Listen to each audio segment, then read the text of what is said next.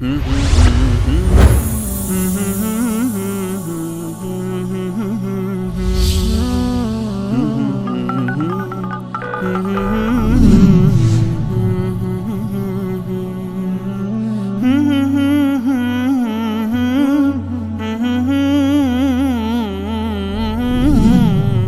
علیکم، خسته نباشید. حمید از ایران. ما فقط میخواستم با اونایی که فوش میدن یا حرف بد میزنن بگم واقعا خجالت بکشید. منم یه شیعه هستم. خیلی از زمانی که شما شروع که فوش دادن و حرف چرنده، حالم از شیعه و شیعه‌گری به هم میخوره. اگر ادعا میکنیم که واقعا پیرو علی و 12 امام هستید، چرا فوش میدید؟ منطق، سند، مدرک بیار. همینطور که آقای انصاری شبکه جهانی وصال سند میاره، مدرک میاره، شما هم بیاریم. مزاحمتون نمیشم. دوستتون دارم. خدا حافظ. سلام، من حسین هستم. میخواستم بگم که بعضی وقتا چیزای خوبی تو برنامه‌تون تو تلویزیون میذارید چند مرتبه باید پخش به یه مرتبه، یه 2 مرتبه. اون وقتی که آقای خاتمی رئیس جمهور بودن، بعدش هم آقای احمدی نژاد رئیس جمهور بودن، گفتن که ما با آمریکا دست دادیم، با هم بودیم تو افغانستان، یعنی تو نابود کردن کشور افغانستان ایران و آمریکا با هم بودن ضد افغانستان. حالا نگاه کن کشور افغانستان به چه جایی رسونده ایران. بعد خود خاتمی و احمدی نژاد گفتن که ما تا عراق هم با آمریکا بودیم، یعنی 37 سال دو مرگ بر آمریکا. اینا همش دروغی بیشتر نیست.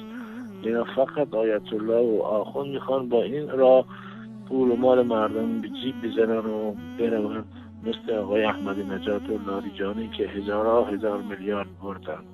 فقط یه سوالی داشتم از مردم ایران.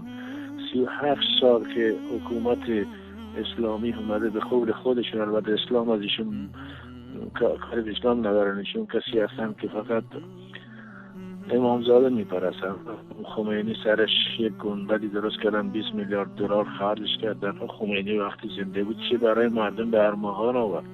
نه اتوبوس مجانی کرد و نه پول نه سر سفره آورد، نه منزل برای مردم ساختن. این هم یک دروغی بیشتر نبود آقای خمینی.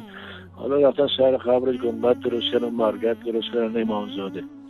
کشوری که این همه امامزاده به قول خودشون توش 17,000 امامزاده، این همه آیت الله و آخوند و سید و آقا و ملا و شیخ شجاع‌تره، چرا بدبخت‌ترین و فقیرترین کشورهای دنیا باید باشه مثل ایران و عراق؟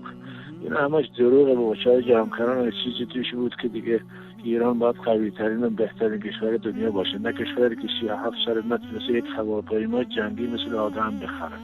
ایران دروغه. ما موشک ساختیم، بالستیک ساختیم، همش دروغه. مگه میشه ما موشک ما جاسوسی کنه 500 متر زیر زمین؟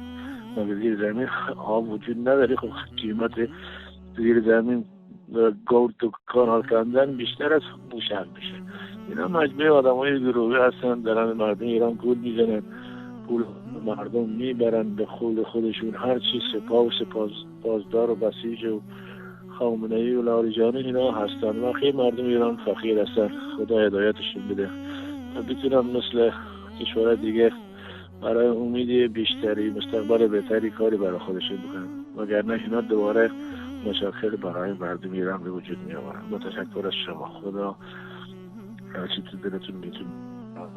خدا از شما راضی. از شما دارین از ایران و مردم ایران دفاع میکنید، از شرف و ناموس مردم دفاع میکنید، از پول و مال مردم که داره به جیب آیت الله آخونده میره، از سر این امامزاده و پول خمسایی که میگیرن به خارج میبرن، به عراق و سوریه و لبنان و یمن. خیلی هم خدا اجرتون بده. خدا حافظ شماست. خیلی ممنون. خدا